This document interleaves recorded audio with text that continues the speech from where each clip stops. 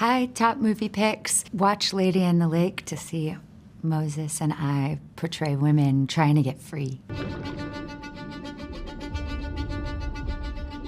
This is Elisa from Top Movie Picks Taiwan. So nice to see you. So nice to see you. First of all, I would like to ask one thing you love and hate about 1960 after you work on The Lady in the Lake. I love the clothes. Love the. I agree. I was gonna say the same. So do I. Clothes are great. Hate. Yes. I mean, it's the most hateable thing. Yeah. So you both agree on clothes and... I ditto. Ditto Moses. Best thing about the 1960s, or the biggest thing? The look of everything is just, wow, like the cars are so cool, man, in the 1960s. Right. Yeah, all the cars were just awesome. I want to get one for myself. Natalie, you portray a wide range of characters throughout your career, from a young girl in Leon to a superhero in MCU. How did those experiences preparing you to act and produce your first TV series? I know this is your debut in the TV series, right? Yes. I think nothing prepared me, honestly, because it's like being a sprinter your whole life and suddenly running a marathon, you know? It's really such an endurance feat after getting used to that rhythm of movies, which is much, much more condensed. Natalie is just, a class act, so everything she does is just kind of like a masterclass to watch her work, She's at the top of her game. She's been doing it for so long, but she's fresh and she's always bringing a lot of curiosity into the process and openness. She is somebody that can travel across a lot of genres and tones, and I like to say that this show has like one leg in the grave and one on a banana peel, and that people are really sort of constantly dealing with things that are dark matter. And as a producer, she was just very supportive from the start to allow me to have that vision, which was kind of complex and doesn't fall under any category and was very scary at first to everybody. I think it's a lot easier, obviously, to do things that fit exactly into a genre, because we're, actually driven today by a lot of algorithms when we watch things. So when something is a little bit more complex in the way this show is, you're not sure if audiences are going to connect to it, but from everything we're seeing so far, it's actually the thing that people are excited about and are responding to the most when we do the screenings. Alive, I was Cleo Johnson, but in my death,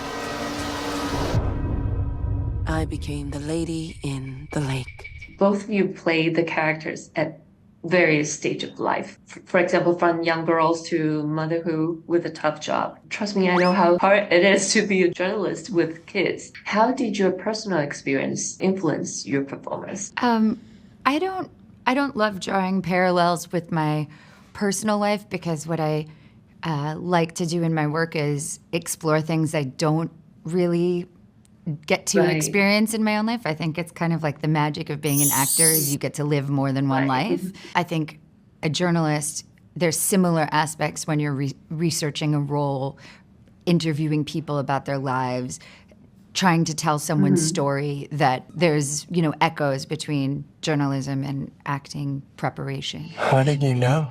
Know what? Where to find her. And how about Moses? Did you do any study to bring the authenticity for the woman in 1960? Yeah, I think in my life I've known many women like Cleo. And so I feel like there were a lot of things that I kind of, got for free. Innate. I'm not a mom. I don't have any children, but I can imagine. Just play really strong games of what if in my head. To work with Natalie Portman as your mom. Yeah. How was it feel like be able to play with someone that you grew up watching with? It's very surreal, slightly nerve-wracking. She's such a generous actress. She listens. She's very open as an actress, that when you get in a scene with her, it's so easy and fluid. It feels so natural.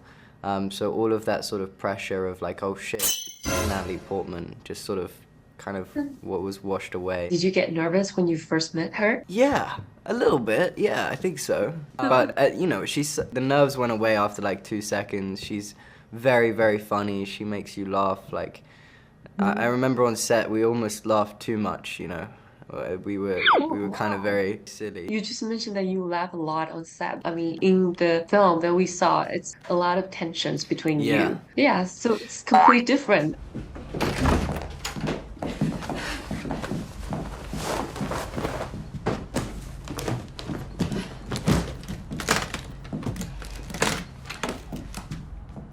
Missing child isn't found in the first 24 to 48 hours, they're most likely dead.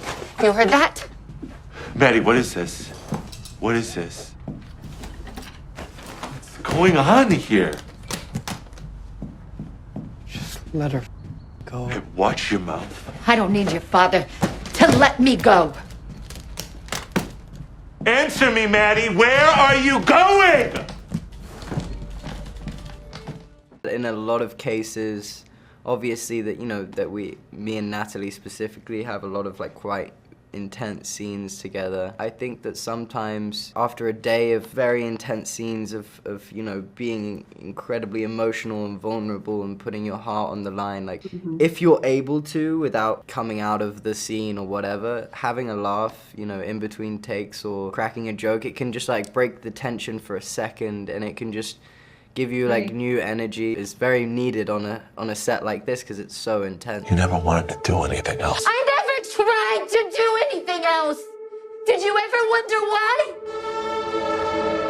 Your writing dreams ruined your life. Very impressed to me is also the set for 1960.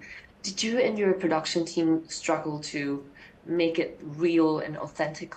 Was there any challenge, and what was the details that most important to you? It was a very hard challenge to bring to life something that from the 60s. I didn't want it to feel like an exact replica period in a way that feels that already digested by other people. I think a lot of times when people do research, often we see things that are inspired by interpretations of a period. So my goal was, as a documentarian, to really find people that have documented that era. Them themselves, the people who documented it, had something in their identity and their point of view on life that was connecting with our characters. So we set out to find street photographers and people that worked in newspapers that were either black or women or just less known, and that their work wasn't seen necessarily everywhere or had like private archives, and created a 1,200 interactive Bible together with my production designer, J.C. Molina, who had done a brilliant job bringing it all to life. So it's very much inspired by this, you know, sense of the textures of the time, and hopefully something people can really feel when they watch it. Yeah, I do enjoy it a lot. It's beautiful. Thank you so much. Thank you. Thank you.